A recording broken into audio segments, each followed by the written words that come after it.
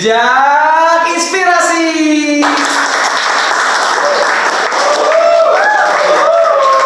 Setelah lama tidak upload, akhirnya kita upload lagi episode kedua. Betul. Kalau episode pertama kita pakai PDL baru. Kalau yang kemarin itu PDL warna apa? Warna kuning-kuning menyala. Ya, sekarang lebih softy, lebih perempuan. Yes, lebih soft, lebih perempuan lagi. Yes. Pertama kali Advertising and Marketing Communication memiliki PDL himpunan terbaru. Guys, tepuk tangannya boleh. Kalau di episode pertama kita telah mengundang orang yang pintar secara non akademis. Bikin event tentang event organizer, event management, dia di non akademis. Yes. Kita biar sama-sama asik, kita undang juga kali orang yang pintar dalam akademis, organisasi dalam kampus. Tanpa berlama-lama lagi, kita panggil Bang Asfar. Luar biasa, Bang Asfar jauh-jauh dari rumah lo, Andini. Dari mana? Dari mana Bang tadi Bang? Siang-siang kesini cuma buat himpunan mahasiswa pariwara. Aduh kita kita. Gimana Bang Asfar kehidupan setelah lulus kampus? Gimana sih kalau orang pintar lulus kampus? Iya, aduh, kayak sibuknya apa sih? Nganggur sebenarnya Pak. Nganggur? Ya serius beneran. Oh masih? 3 bulan nganggur. Oh sempat nganggur? Sempat nganggur. Tapi akhirnya kayak ini kalau gue diem aja bisa kayak orang bego lah. Oh benar. Akhirnya nyari kegiatan yang positif lah. Waktu itu gue kan lulus, sebenarnya gue lulus dari Januari lulus, cuman gue kan sidangnya itu di Desember. Dari Desember itu gue sebelumnya gak magang, akhirnya selesai di Desember. Nah itu dari Desember sampai puasaan gue gak ngapa-ngapain, gak ada kerjaan, udah kelar magang. Akhirnya ya udah gue nyari kesibukan lah, gue ikut course online gitu. Itu kurang lebih sekitar sebenarnya 6 bulan, tapi gue 3 bulan dulu lah, dari bulan Januari, Februari, Maret itu. Akhirnya ya udah, jadi ngisi waktu luangnya ya kayak gitu sambil bikin konten-konten juga. Oh, gitu sih. Konten creator juga. Luar biasa. Lu sama Markom nih. Emang jadi seleb. Yes. Selain yang kebetulan kan karena ini baru lulus ya, berarti kan pengalaman tuh pasti ada dong, pengalaman dari organisasi. Terus juga kebetulan sebentar salah ngomong nih, harusnya tapi banget nih grogi, soalnya kan lulusan ini malu banget. Tentang saya lo, ayo. Jadi sebelumnya harusnya kita kenalin dulu dong siapa sih Bang Asfar, kan nggak semua orang tahu penontonnya nggak. Sebenarnya kayaknya kalau diangkat Indonesia sendiri Bang Asfar namanya udah harum loh. Udah terkenal banget ya? Terkenal banget. Siapa yang nggak kenal Bang Asfar? Kalau anak Markom nggak kenal Bang Asfar, berarti kan orang Indonesia nggak kenal Bapak Prabowo Subianto.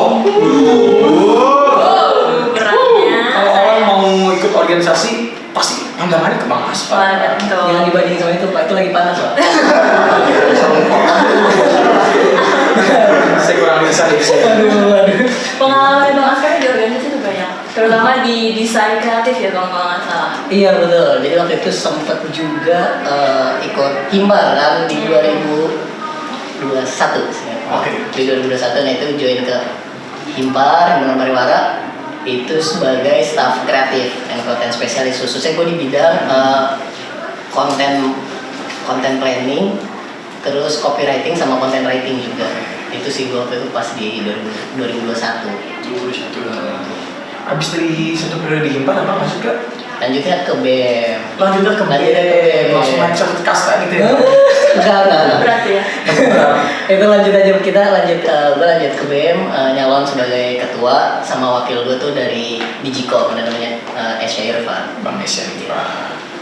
Kalau boleh tahu nih Bang, awal mula sebelum Abang join ini kan join Hima dan BEM, pasti kan ada lagi dong sebelum organisasi pertama yang Abang pilih, dan kenapa Abang tuh bisa mutusin untuk kayaknya gue mau fokus di organisasi ini, kayak seru gitu, kayak terjun langsung gitu.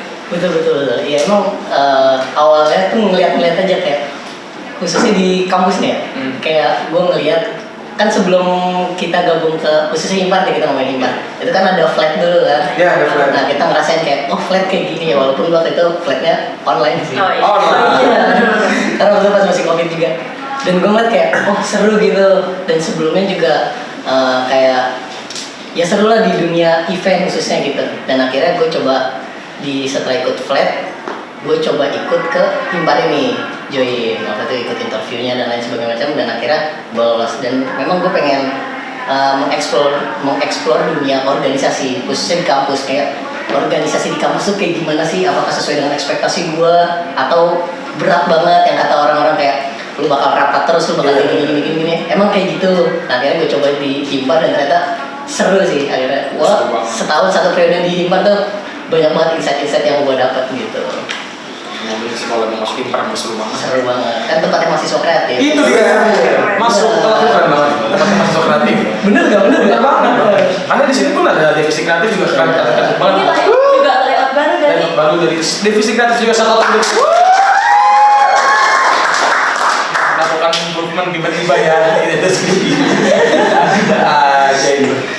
Mau nanya dong bang, secara pribadi kita hampir sama nih dari KPU dulu, abang kalau nggak salah KPU. Bener ya KPU ya. Tahun berapa mas? 2000 KPU berapa ya? 2000 kan? 8 nih bang. Lama banget gue. Lama. Saya baru lahir di 2008. 2022. Oh sorry, berarti gue tadi Himparnya 2002. Ya itulah pokoknya.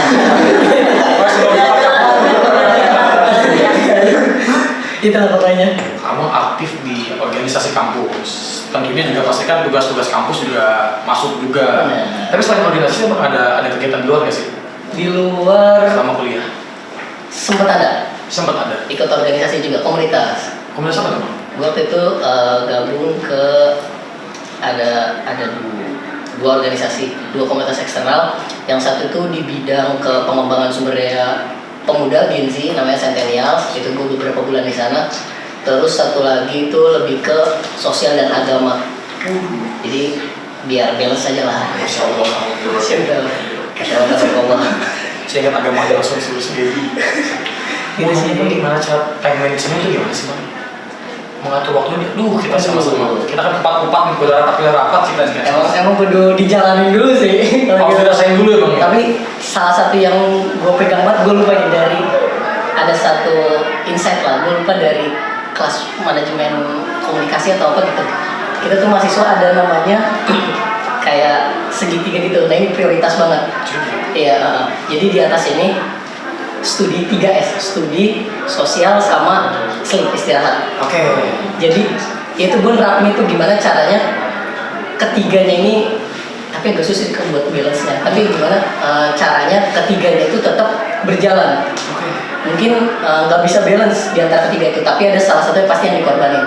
Tapi gue harus tetap juga studi itu, belajar itu harus di paling atas, prioritas banget. Harus tadi itu seperti iya. Jadi kalau misalkan sosial tuh kayak misalkan gue berorganisasi, kayak berkawan dan lain-lain. Mungkin yang salah satu yang gue korbanin sleep. Bener. Itu yang dikorbanin. Bener. Itu juga merasakan sih saya korbanin. Dan kadang juga pasti kalau kita berorganisasi itu kan sosial banget gitu kan. Benar, harus sosial. Kadang gue juga ya itu kadang sosialnya dalam tandanya kayak berkawan gitu. Nah itu gue agak dikurangin kayak nongkrong, tapi gue fokus buat ke organisasi gue kayak gimana. Jadi biar tetap balance juga. Nah itu mungkin di bagian sosialnya gue kurangnya tuh kayak ngumpul-ngumpul sama teman-teman, tapi di organisasi gue bincang-bincangin kayak gitu. Yang main-mainin tuh abang kurangin semua. Iya benar. Bukan menghilang tapi sedikit menghilang. Ya diminimalisir lah. Gak buat tiba-tiba kabur lah gitu. Tapi emang paling banyak ya tidur sih, istirahat itu yang paling benar-benar dikorbanin banget. Iya. Jadi kayak tugas organisasi. Tidur ya lu Pak? Iya tidur ya lu Pak. Kalau salah emang 4 hari nggak tidur ya Pak? Masih seminggu. Masih kita seminggu aja kalau kreatif seminggu loh kita tidur. Waduh. Harinya nih. Kalau boleh tahu nih bang, pasti kan Kalau pas. boleh tahu gimana? Saya harus bangun dulu terus nih. Saya juga deh. Oke. Nanggepin diri kalau sama-sama. Gimana? Jadi kan pasti kan untuk pertama kali join ke organisasi pasti ada kayak culture shock lah, kayak transisi dari yang biasanya kita misal kuliah pulang tiba-tiba jadi gue ada kegiatan lagi di sini, terus tiba-tiba jadwal jadi padat banget, terus tugas keteteran. Itu kira-kira gimana ya cara nge-manage antara waktu kuliah dengan rapat dengan organisasi itu biar tetap kayak nilainya tetap bagus, tapi sosial juga kita tetap dapat, tapi juga kayak kita juga have fun gitu loh ngejalaninnya. Oke, emang awal-awal culture shock sih. Cuman culture shock gue nggak lebih ke apa namanya kayak Tuh. Shock. Tiba-tiba tasnya muncul itu kayak kuliah pulang gitu terus tiba-tiba organisasi karena waktu gue juga masih online kan, jadi kayak masih agak dihandle dari rumah pas pertama banget, tapi selanjutnya baru tuh kayak ngerasain oh kayak gini kayak lumayan gitu.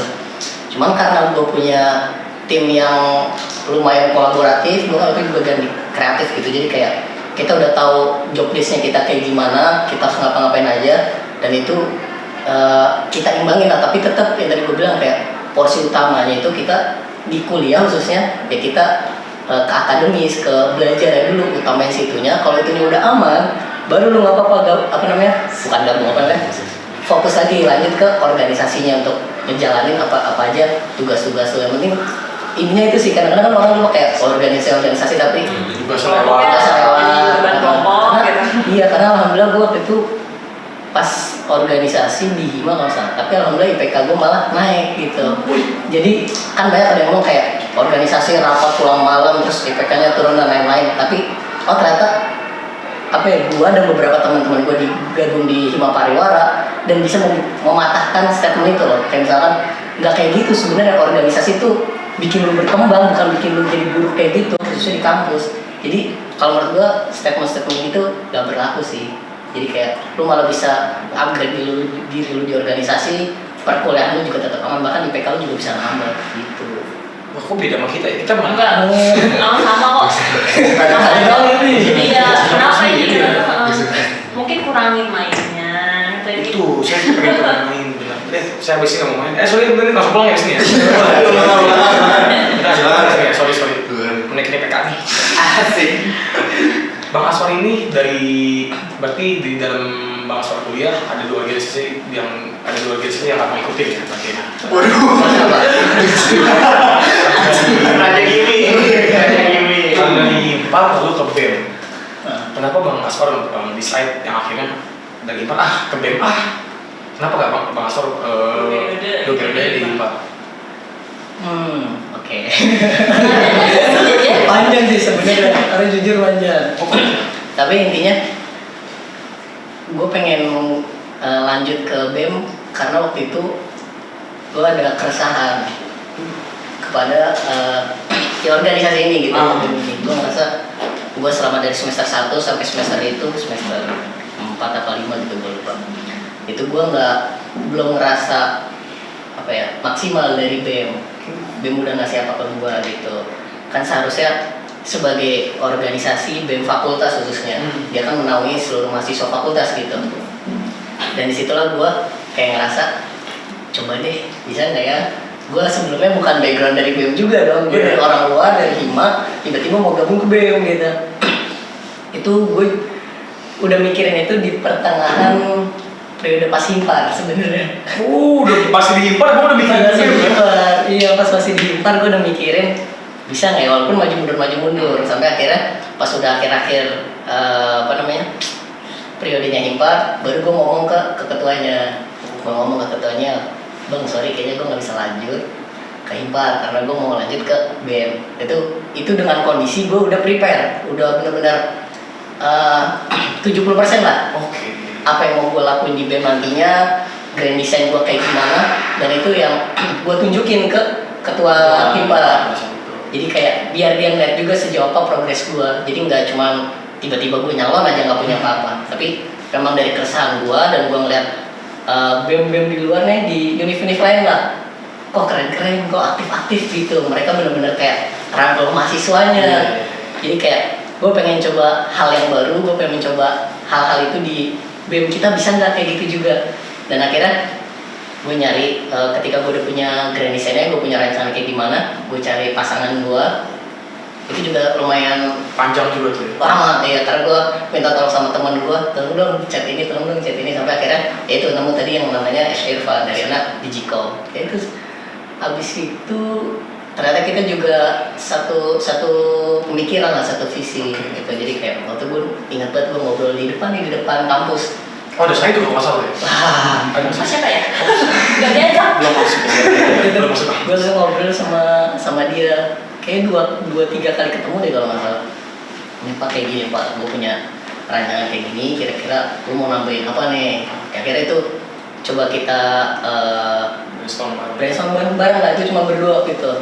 Dan setelah lumayan matang, kita juga ngobrol ke beberapa dosen. Oke. Ke beberapa dosen. Sempat berorganisasi dalam kampus juga ya? Iya, karena kita mau konsul dan pengen tahu sebenarnya dari khususnya Vkom ya, dari beberapa dosen Vkom tuh ngelihat BEM tuh kayak gimana dan apa harapannya gitu loh. Dan setelah kayak sekitar 3-4 dosen lah gitu, itu coba kita datengin, ngobrol sebentar dan ngasih unjuk kayak oh ini yang mau kita bawa sebenarnya. Dan ternyata ya terbuka aja tuh, jadi kayak disambut lah sama mereka. Dan itu bikin kita, gua sama Irfan itu benar-benar kayak wah bisa nih, kayaknya ada jalannya, memang kita didukung. Makin yakin. Iya makin yakin. Dan ya walaupun perjalanannya lumayan Happy. hari-hari gue Iya, banyak banget. Jadi kurang lebih kenapa gue mau ke BEM ya karena ada keresahan, dan gue pengen ngubah keresahan itu jadi benar-benar sesuatu yang berdampak lah, dan BEM bisa hidup lagi dan dirasain sama anak-anak Vkom khususnya nih. Tepuk tangan dulu teman-teman. Dedikasinya sangat luar biasa untuk Vkom, untuk Himpar. Semua berawal dari Keresahan, basic orang keresahan. Perlawanan sejati dari keresahan. Iya. Jadi Saya resah. Saya masukin lagi ntar.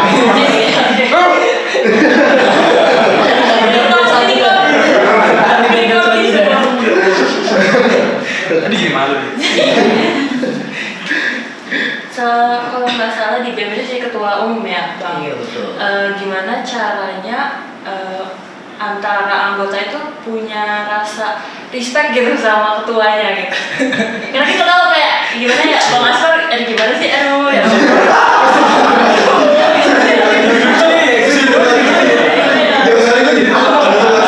Udah belajar gimmick. Kita sama-sama lagi respect sebenarnya. Gue mau gitu. Jangan. Lebih lucu deh sekarang mana saya. Enggak, pertanyaan dulu. Boleh dijawab. biar anak-anak respect gitu. Iya. Gimana ya? Gue lebih ke apa ya? Nggak terlalu fokusin mereka respect ke gue, tapi gue juga harus respect ke mereka itu sih. Jadi kayak bukan satu arah aja, tapi gimana tetap dia respect ke gue respect juga ke dia. Saling menghargai. Bener. Karena itu menurut gue penting banget sih di organisasi. Kayak nggak cuman dari anggota doang ke ketuanya yang harus respect, tapi dari ketua juga harus menghargai anggotanya. Mereka udah ngelakuin apa aja itu kan juga harus diapresiasi, harus respect juga ketua terhadap itu. Mereka nggak tahu, kayak ketua tuh kadang nggak tahu hal kecil yang dilakuin sama anggota-anggotanya. Kayak sebenarnya anggotanya udah berat loh, dia harus kayak gini, dan itu kadang-kadang nggak disadari sama ketua. Nah itu ketua tuh harus ngeliat itu sebenarnya, perjuangan mereka tuh ya memang tanggung jawab ketua tuh memang berat, tapi apresiasi kepada mereka anggota-anggotanya yang udah melakukan hal-hal kecil-kecil itu yang benar-benar berdampak, itu juga harus mau dihargai. Dan itu yang gue coba terapin lah di BEM, karena itu juga salah satu insight yang gue dapat di komunitas luar. Gitu. Jadi kayak waktu itu gue pernah ada event lah di salah satu komunitas itu, dan ada satu orang yang benar-benar dia orangnya udah lumayan, maksudnya dibanding kita tuh dia udah tinggi lah gitu. Jadi walaupun dia jabatannya tinggi, tapi dia tetap menghargai, tetap respect, ngerangkul sama bawahan-bawahannya, aware gitu. Dan disitulah gue ngeliat kayak wah, kayaknya dengan orang yang lebih tinggi itu aware sama kita, respect, itu ngerasa kita kayak oh kita dihargain, kayak oh keberadaan gue ada di dia gitu loh. Dan itu kan bikin kita seneng kayak gitu. Nah akhirnya coba gue terapin hal itu di BEM. Jadi kayak kayak misalnya nanya kabar lu gimana hari ini, progres lu gimana kayak gini. Maksudnya itu kan sebenarnya kan hal kecil banget kayak gitu, cuman nggak semua ketua bisa kayak gitu. Jadi kayak nah itulah hal-hal kecil kayak gitu sebenarnya. Lu lagi ada masalah apa sih? Nah itu sebenarnya itu siapa banyak masalah. Bukan nasi. Selain apa ya, kita respect ke mereka, tapi ngebangun komunikasi yang lebih intim lagi sama anggota. Dan kadang juga gue sama wakil gue itu ngebagi peran. Ini juga penting sih. Jadi gue lebih dikenalnya itu orang yang nggak pernah marah. Sama saya nggak pernah marah. gue sampai pernah dengar waktu di proker terakhir gue, ada anggota gue ngomong, "Kak, lu kok nggak pernah marah?" Kan gue kaget kayak gitu. Langsung bingung tembak pertanyaan itu ya. Iya. Nah, itu gue bagi peran. Wakil gue yang orangnya dia tegas, dia langsung ngomong ke anggotanya kayak gini. Terus bukan itu nggak baik, enggak. Tapi ya itu berbagi peran. Gue lebih fokusnya ke ide besarnya. Ini mau dibawa kayak gimana? Nah, si wakil gue lebih terjun ke anak-anaknya. Dia lebih berbaur sama anak-anak. Makanya si wakil gue ini lebih dekat sama anak-anak dibanding gue. Tapi gimana caranya gue sebagai ketua harus juga dekat dong sama mereka gitu. Jadi ya itu itu penting banget bagi peran sama mereka, sama wakil itu juga penting ya. Kayak gitu. Bagi peran bagi job Seru ya? Apa gue kelamaan yang masuk? Iya kan. Barang belum lagi kita mau berapa? 3 nih. 3. Enggak dia. Sebab berarti setelah mengikuti 2 organisasi dari lama masih lucu lagi. Jadi sama ngapain saya doang pakai jokes ini? Lucu dikit. Itu prepare berapa lama dan? Setahun. Terus tahun. Saya lagi best itu ada akan 2 sih aku. Kebetulan itu nomor gua waktu itu pas nyawa jadi BF. Wah, 2. Yang terbaik nih. Wah. Bukan gua yang kemarin. Bukan. Waduh.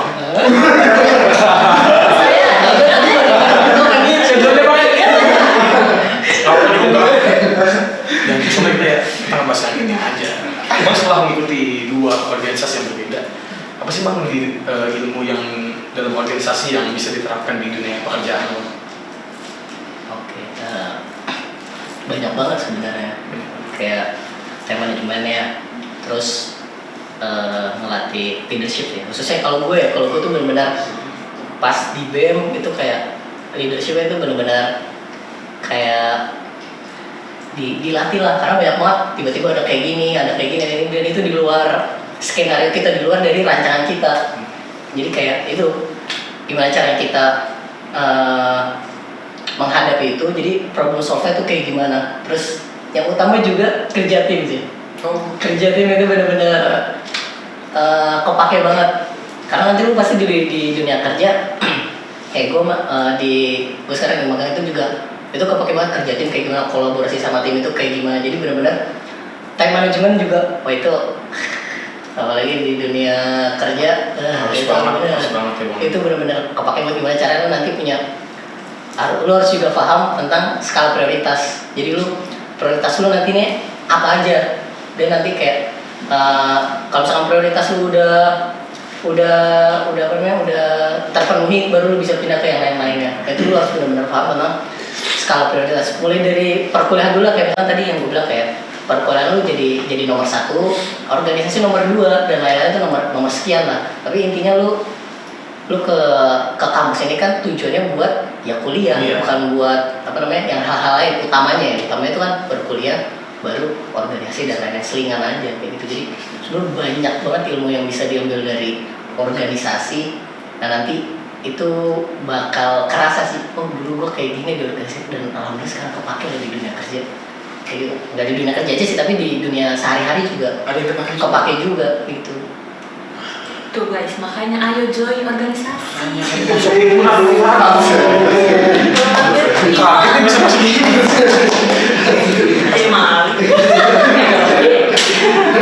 Bisa dapetin. Di himpunan diajarin semuanya ya? Diajarin semua. Time manajemen. Time manajemen diajarin. Gimik pun dapat diajarin. Yang mau gimmick, ayo Mas Kima. Kita himpunan gimmick sebenarnya. Gak boleh gitu. Gak boleh. Sebenarnya nih Bang, setelah Abang menjalani 2 tahap. Iya, setelah menjadi 2 organisasi, pasti kan ada momen yang ada masih momen yang kayak yang nggak bisa move on gitu loh. Kalau bisa nih selamanya sama gue gitu.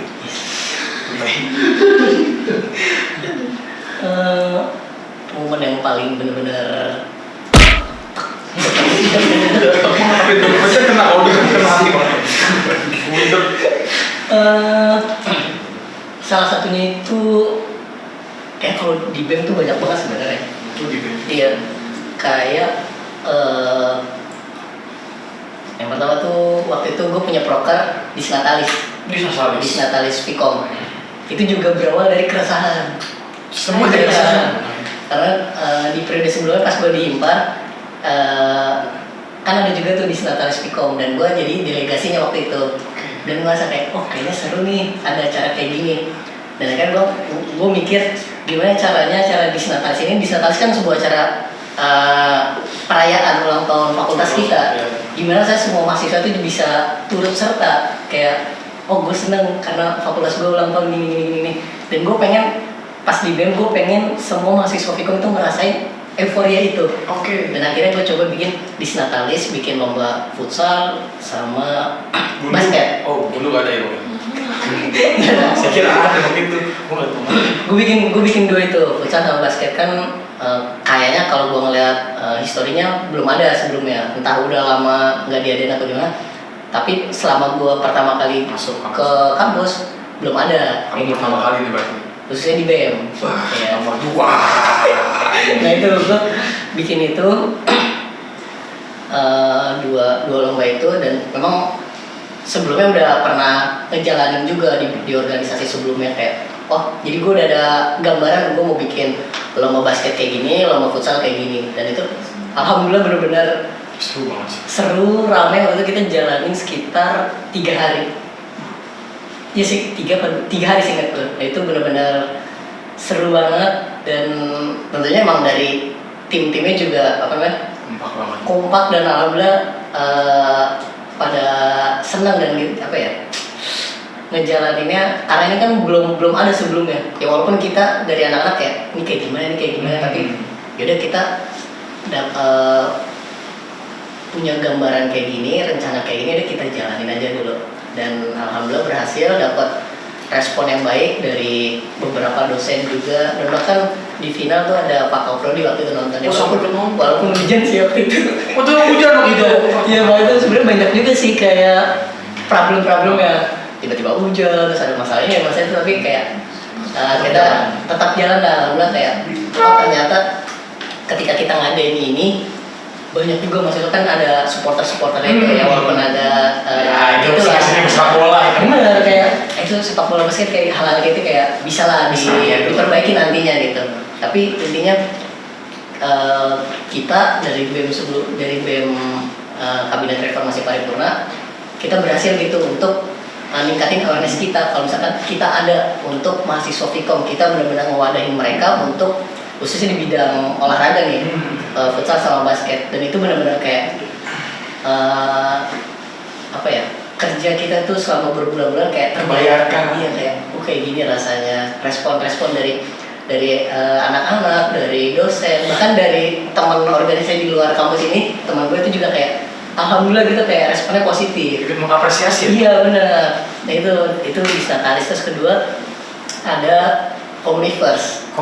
Iya itu proker juga. Jadi itu ada 5 kegiatan di dalamnya. Ada lomba, ada bazar UMKM. Bazar UMKM-nya dari anak-anak Vkom khusus anak-anak Vkom karena kan kita naunginnya anak-anak Vkom. Terus ada pameran karya fotografi sama lukisan. Poster dari anak-anak Vkom. Itu ada sekitar lebih dari 150 karya. Itu kita pamerin. Terus ada talk show sama terakhir puncak acara. Dan itu belum ada juga sebelumnya. Pertama lagi. Dan itu benar-benar gebrakan banget gimana caranya kita bikin 5 kegiatan ini dalam beberapa hari. Ini sebagai closingan kita lah di BEM gitu. Gimana caranya nih bener-bener acara kita bikin gong banget di akhir kita. Dan benar-benar buat nunjukin kalau misalkan BEM itu benar-benar ada buat anak-anak Vkom. Dan di puncak acara tuh kita nunjukin bakat-bakat dari mahasiswa jurusan di Vkom, ada dari BC, ada dari Digikom, Markom, ada dari PR juga, dan itu benar-benar mereka mereka perform lah gitu, dan itu di depan dosen-dosen, di depan anak-anak Vkom. Jadi kayak kita benar-benar yang pengen botakannya adalah BEM itu ada gitu loh. Nih kita ada, ngasih benar-benar kita jadi wadah buat anak-anak Vkom gitu loh. Dan itu 5 kegiatan itu dalam satu proker. Dan lu tahu ketua dan wakil ketua pelaksana ya, dua-duanya perempuan. Dua-duanya perempuan.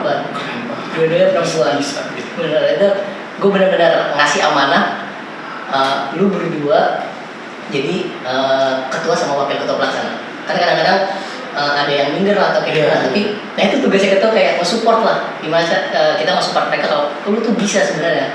Cuman dalam diri kita aja yang kayak pesimis, gue nggak bisa kayak gini. Tapi itu ketua wakil harus benar-benar support mereka, lu bisa kalau kayak gini, buktinya lu kayak gini.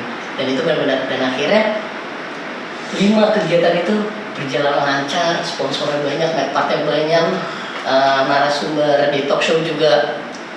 Itu ada 3 atau 2 narasum gitu, gue lupa.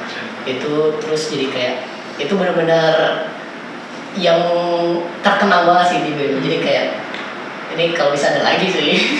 Jadi, ayo catat ya. Kalau bisa ada lagi. Berkelanjutan. Jadi itu benar-benar sebagai ikonnya BEM. Kalau misalkan BEM itu BEM Vkom punya acara namanya Komuniverse. Karena di kampus-kampus lain tuh mereka punya ikonnya masing-masing gitu. Jadi kayak gue juga pengen nih di BEM Vkom punya ikon gitu. Jadi kayak itu gue pengen biar tetap berlanjut. Dan di awal sebelum Komuniverse, sebelum mulai Komuniverse itu gue sempet bikin konten IG BEM dibajak. Oh, masa Anda nggak tahu angka Vkom ya? Oh, saya anak Vkom, tapi saya lobet. Jujur gue juga agak kaget tuh, saya nggak di grup langsung serius BEM Vkom kayak gitu ternyata. Iya, itu sebenarnya itu adalah Marketing. Iya. Marketing communication luar biasa. Gimana caranya, ini kan event gede, belum pernah ada, gimana caranya, dan itu dilaksanain di Minggu Tenang. Wah, kan susah jadi dong. jadi gak tenang itu. Kayak PR banget. Bener.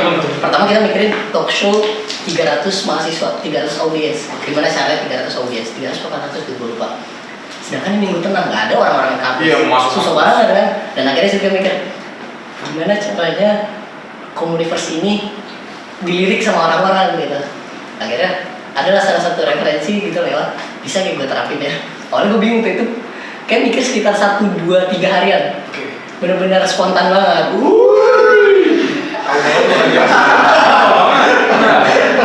Itu bentaran banget mikirin. Gue ngobrol ke wakil gue, Pak, gue punya ide kayak gini, gimana cara biar Komuniverse ini dilihat sama orang-orang. Kita problemnya kita Minggu Tenang, kita susah nyari audiensnya. Gue kasih ini kayak gini gambarannya, kira gimana? Awalnya kita nggak yakin karena IG BEM dibajak tiba-tiba, kan aneh gitu, lucu. Nah itu kita mikirin tuh perintilan-perintilan kayak misalkan nanti IG BEM dibajak kayak gimana, Respon-responnya gimana? Iya, gue yang paling gue takut itu dari fakultas. Iya, kalau misalnya waduh, responnya lumayan tinggi. Akhirnya yaudah kita bikin durasi sekitar kayaknya sehari dah, itu IG BEM benar-benar baca. Jadi ceritanya adalah IG BEM ini dibaca, dan itu benar-benar kita lakuin karena waktu itu ada anak BEM yang di Batam. Yang di Batam. Di Batam, ada yang di Batam. Kita minta dia yang login ke masuk ke Nah, terus pas kita login kan pasti ada notifikasinya dong, lokasinya di mana. Dan itu jadi penguat kita kalau bukti misalkan IG BEM dibaca dari Batam. Gitu. Terus habis itu dan itu yang tahu skenario itu cuman sekitar 5-7 orang. Oh, nggak semua anak BEM pun nggak anak BEM nggak ada yang tahu juga. Jadi sekitar 5-7 orang dong, benar-benar kita jangan sampai kita omongin lah gitu. Akhirnya itu udah mulai, terus di sekitar beberapa jam kemudian kita posting video nggak jelas gitu lah, TV kesek-kesek gitu. Oke. Itu udah kita diemin. Terus banyak tuh komen-komennya. Ada responnya. Ada responnya kayak balikin game gini-gini, itu kan lucu dong. Dan viewersnya lumayan, banyak pada kaget. Dan terus habis itu gue bantu juga nge-share ke grup BEM. Oh, dipanas-panasin lagi gitu.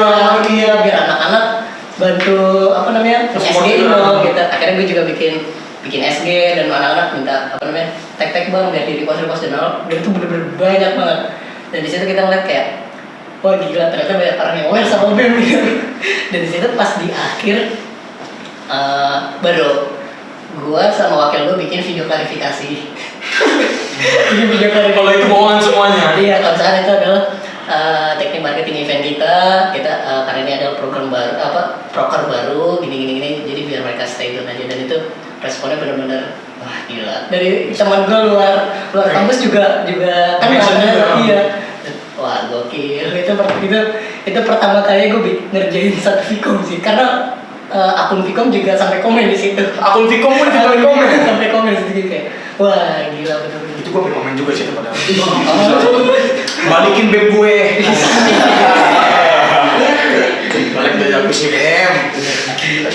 Itu sih yang paling benar. Hima juga. Tak terlupakan jadi BEM. Tuh memang banyak banget sebenarnya. Karena banyak banget event-event yang belum ada di abang tuh diadain. Ada lagi. Alhamdulillah iya. Gitu no. Serius? Ya udah kan kalau dari saya kan segini-gini tadi. Kita mention deh. Minum dulu bang, minum dulu. Minum saya. Kok aman ya sendiri? Dari yang menyenangkan sih itu benar banget sih kalau saya. Enggak lucu. Udah. Enggak dong. Saya kan buat. Ada nggak sih bang yang sedihnya yang kayaknya pada saat kayaknya dia bisa lebih dari ini deh. Atau ada penyesalan tersendiri nggak sih? Kayak gue kurang nih pas jadi ketua nih, kayak gue kurang ini nih gitu. Ya. Ada sih, memang waktu itu gue juga sempat apa ya? Gue bikin notes lah, itu isinya kekurangan gue. Dan harapannya adalah biar di BEM selanjutnya itu dibenahin itu, selain dari kayak program kerjanya, tapi dari kepemimpinan. Kayak misalkan gue kurang ini, kayak misalkan tadi gue kurang berbaur lah sama anak-anak, dan itu menjadi poin penting juga. Jadi kayak sebenarnya banyak juga sih keenggak enakannya juga di organisasi, tapi dan itu jadi evaluasi lah buat kedepannya, buat diri gue khususnya, buat penerus di organisasi, nggak cuma di BEM doang, tapi semua organisasi juga gue rasa bisa. Kayak apa ya, suka duka ya terlalu fokusnya ke suka-sukanya aja sih. Oh, dukanya malah ada.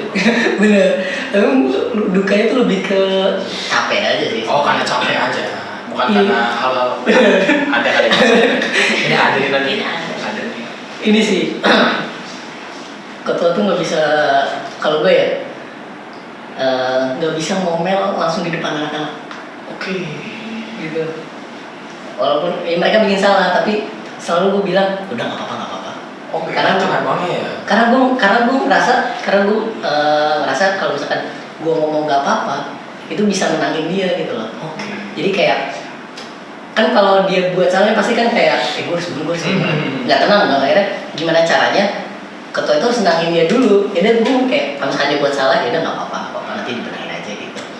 Jadi kayak ya udah benar-benar kalau menurut gue nggak apa-apa tuh dari ketua ya, benar-benar tenangin anak-anaknya gitu ya, walaupun nanti selanjutnya kita tetap pantau progresnya kayak gimana.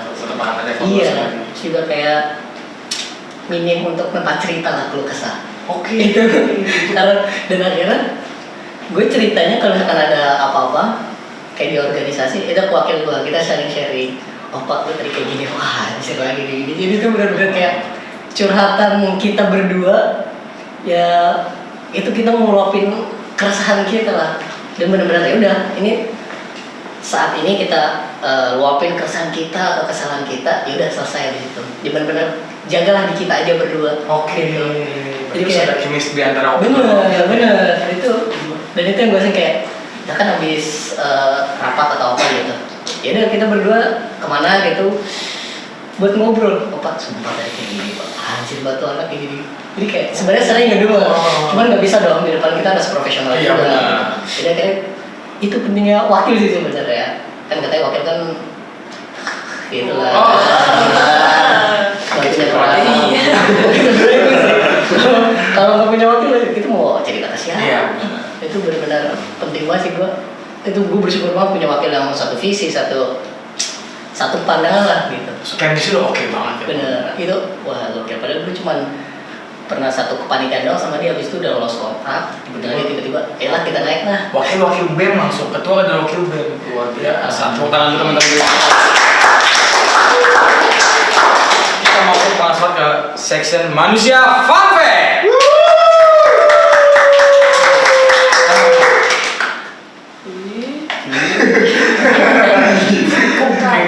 Itu jadi ngeblank. Benar atau salah, Nay? Benar atau salah? Jeng jeng. Apa? Bang Aswar ini dulu adalah anggota OSIS terbaik di sekolahnya. Wow. Dan sebelum masuk kampus ternyata, kita nggak tahu benar atau salah ya? Iya. Boleh langsung jawab. Teraktif. Terakhir. Benar Bang, kita bertanya. Teraktif. Karena sebelumnya pas gue SMA itu gue gabung ke OSIS juga. Oke. Di OSIS gue waktu itu sebagai staf divisi pendidikan, habis itu gue diminta jadi sekretaris. Itu background gue dari divisi pendidikan ke sekretaris. Di masa OSIS itu kita bikin juga gebrakan juga lah, lumayan gebrakan juga. Tapi betul ini background gue adalah dari pesantren sebenarnya. Oh, pesantren. Ya, itu ada OSIS-nya. Dari situ gue bikin bukan gue tapi kita bikin lomba juga olahraga. Bisbi keren banget deh. Tapi tingkat kabupaten kota. Jadi nggak cuma satu pondok doang atau gimana, tapi kita bikinnya tingkat kabupaten kota. Waktu itu gue di Jawa Timur, Pasuruan. Jadi kita bikin lomba futsal sama basket 3-on-3 cup. Itu tingkat kota kabupaten Pasuruan. Nah, kayak futsal itu buat anak SMA, basket 3-on-3-nya itu buat SMP. Dan alhamdulillah gue diamanahin untuk jadi wakilnya di basket. Oke. Jadi gue bantu-bantu lah di yang ngurus basket itu. Walaupun gue bukan anak basket. Bukan anak basket, tapi jadi wakilnya di sini. Iya, kita konsepin aja lah nih kayak gini. Terus juga gue diamanahin untuk jadi dua proker itu, dua kegiatan itu di bawah proker namanya Amikap. Itu di 2019 waktu itu. Dan di saat itu juga di Amikap gue diamanahin untuk pegang nge-handle opening ceremony. Amikap itu mau dibuat kayak gimana? Karena ada tamu dari kan di Karang kita tingkatnya kota kabupaten, jadi pasti ada tamu-tamu dari luar juga gitu, dari petinggi-petinggi. Dibacanya ini biar perfect lah gitu. Apalagi ini di pesantren bikinnya, jarang-jarang kayak gini kita ngundang sampai SMA mana, dan itu muter otak banget sih. Gimana cara bikin opening ceremony, sebelumnya belum ada. Akhirnya gue bikin lu tau palang pintu gak? Tahu banget. Dimasukin palang pintu di situ. Iya, di Jawa. Iya, di Jawa Timur. Betawi dimasukin ke Jawa Timur. Iya. Eksperimental banget. Bener. Dan responnya oke. Responnya oke, dan benar-benar alhamdulillah memang ada teman gue tuh dua yang Betawinya tuh menduk banget. Betawi habis tuh. Betawinya wah gila, kental banget gitu. Dan kita minta dia buat palang pintu, terus ada yang adu silat juga, dan benar-benar kita buat ini gimana caranya opening ceremony ini benar-benar perfect lah. Belum ada sebelumnya kita tampilin, yang belum ada gitu. Dan itu benar-benar ngasah kreativitas kita sih, karena di tengah kondisi yang terbatas, karena kan tahu kan pesantren kayak gitu terbatas banget. Terus gimana cara kita tetap kreatif di tengah situasi yang terbatas, dan itu benar-benar gila banget sih ya. Itu keuji banget sih. Dan itu karena di situ benar-benar aktif banget, Dan kayaknya di situ jadi dijadiin sebagai anggota teraktif. Itu dia. Berarti dari SMA Bang Asfal tuh udah terjun ke organisasi dan emang udah punya banyak terobosan. Yes, sudah banyak. Selalu ada ide-ide baru. Ide baru. Nanti saya lanjutin mau idenya. Boleh. Harus dong. Harus dong. Minder gitu ya kamu ya. Jadi wakil abang. Gak mau ya. Gak mau. Benar atau salah? Bang Asfal pernah menjadi lulusan terbaik di dunia. Wow. Waduh. Kan. Maaf. Tadi tadi masih aja lagi. Lulusan kedua terbaik di SMA-nya Abang. Benar. Tepuk tangan dulu. Khususnya di jurusan IPS. Kita anak IPS. IPS. Waktu itu alhamdulillah banget dapat yang terbaik kedua, nilai tertinggi lah kedua. Jadi gue juga bingung karena waktu itu kan tahun pas SMA sama gue SMA juga mondok di kelas 1-nya itu mondok, kelas 2 kelas 3-nya online kan pulang tuh COVID. Ya itu 2 tahun gue di rumah tuh tiba-tiba bisa jadi kedua. Iya ya tapi ya alhamdulillah aja sih. Benar. Itu benar. Kasih banget. Yang terakhir, benar atau salah? Dulu Abang tuh pernah trauma waktu pertama kali ikut organisasi. Wow, pernah trauma. Seorang Bang Asfal Ternyata yang berorganisasi dari SMA sampai kuliah. Dua saya. Dua organisasi beda di kampus, pernah ambil kapok. Benar atau salah? Pernah. Benar. Trauma. Kenapa tuh bisa sampai trauma? Trauma banget. Mungkin kaget sih waktu itu. Gue nggak nyebut organisasinya kan. Sama biar aman. Ayo, yang mana nih? Tapi disebutin juga nggak apa-apa, nggak juga nggak apa-apa. Tapi dari awal tadi mau gue sebutin nama organisasinya. Beneran. Aman. Dari awal aja. Iya, jangan. Ada salah satu organisasi lah itu. SMA apa? Ada lah.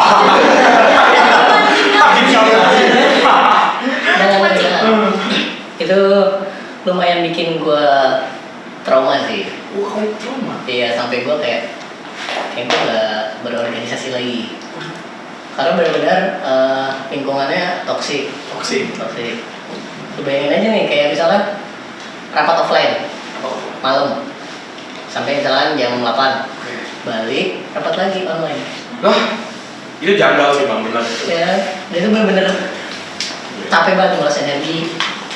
Terus dari lingkung, dari petinggi-petingginya, dari yang atas-atasnya itu kayak nggak respect sama bawah-bawahannya, ngomel-ngomel terus. Superior tuh. Iya, ngomel-ngomel terus kayak ngomongnya kayak gitu. Bahasa-bahasa kasar Itu jadi kayak di situ gue kayak nggak nyaman ya kayak gini. Kalau misalkan gue terus-terusan kayak gini, kayak ya mungkin gue bakal terbawa arus mereka atau gimana, dan akhirnya kayak di situ sampai ada satu titik kayak udah gue pengen cepet-cepet selesai dari organisasi ini, dan gue kayak gue nggak organisasi lagi deh. Nggak mau lanjut.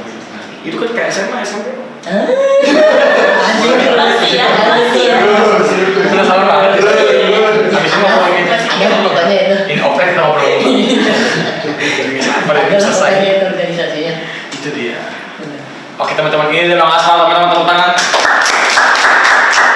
Juga prestasi terobosan yang ini yang luar biasa, bahkan dari SMA pun dia sudah melakukan terobosan ya Bang Asfal, menjadi lulusan terbaik, teraktif. BEM pun pertama kali mengadakan Disnatalis. Acara yang semua terobosan baru, Ada di Bang Asfal. ide marketing baru semua pun ada. Ini sebenarnya lebih ke pressure. Ayo lo ketua BEM harus kayak Bang Asfal. Bukan saya ngomong. Makanya Bukan saya harus ngomong. terobosan itu ke depan ketua Iya, BEM harus punya betul. terobosan kayak Bang Asfal. Betul. Kok jadi sebalik sendiri? Dia takut sendiri ya. Beberapa segmen sudah kita lewati. Di setiap pertemuan pasti akan ada perpisahan. Gimana ya cara ini? Oke Bang Asfal, sebelum kita tutup, apakah Bang Asfal punya closing statement untuk teman-teman angkatan 24 yang mau masuk organisasi Bang? Waduh. Parah nih. Nggak ada di briefing. Emang udah tadi. Nggak, tapi kalau mungkin sedikit saran atau masukan buat teman-teman yang belum berorganisasi ataupun takut lah, khususnya takut berorganisasi karena nanti bakal nyita waktu banyak, kayak kuliahnya nggak lama lulusnya, nggak kepegang tugas-tugasnya. Karena di organisasi menurut gue itu semuanya dipelajarin, nggak cuman kita di sana belajar tentang tadi yang bilang kayak time management kita.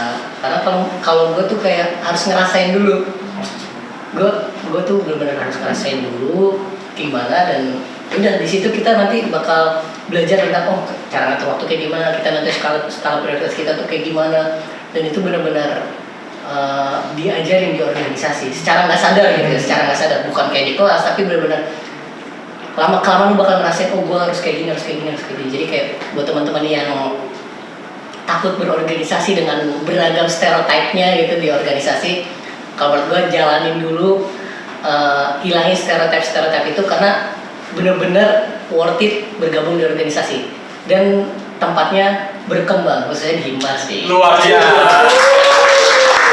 Karena Himar itu tempatnya masih kreatif. Benar, tempatnya masuk. Iya. Mungkin cuma itu kan di makomnya. Kalau di Himar tempatnya besok kreatif. Oke teman-teman, itu dia untuk episode kali ini. Saya Azam Raif Banimula dan partner saya Andini Rizkyani. See you on the